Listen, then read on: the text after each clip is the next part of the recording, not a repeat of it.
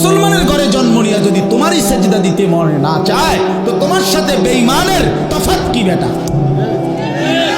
এই অপদার্থ যারা সেজদা দাও না, নামাজ পড়ো না, তুমি জানো মিয়া যে কপাল সেজদা দেয় না হয়তো মানুষের বাচ্চা না,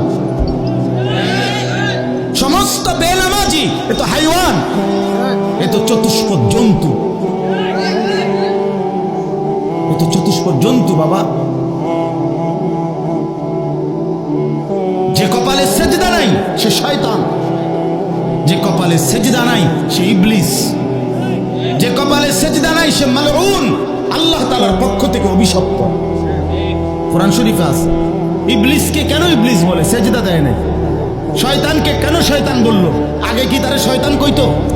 সেজদা দেয় নাই তো এখন থেকে শয়তান, সেজদা দেয় নাই এখন থেকে ইবলিস, সেজদা দেয় নাই এখন থেকে রাজিম, অভিশপ্ত।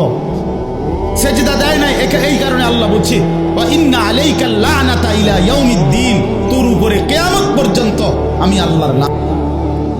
কি নিয়ে আসা? কি বলো ভাই? এত লানত নিয়া, আল্লাহর এত অভিশাপ নিয়া দুনিয়ায় চলবে কেমনে? আখিরাত চলবে কেমনে? জীবন মানে শুধু কয়টা ভাত মাছের নাম ভাইয়া?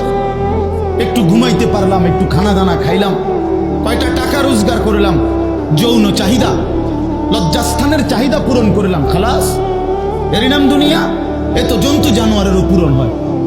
গরু, ছাগল, কুকুর, বিড়ালও তো খায় ভাই, এরাও তো ঘুমায়, এরাও তো পেশাব পায়খানা করে, এদেরও তো যৌন চাহিদা পূরণ করে। নাহলে কুত্তার বাচ্চা হয় কেমনে?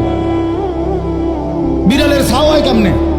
সে যদি যৌন চাহিদা পূরণ না করে তো জীবন মানে এটুকুই, জীবন মানে এর দূরই। তাহলে পার্থক্য কি আমাদের?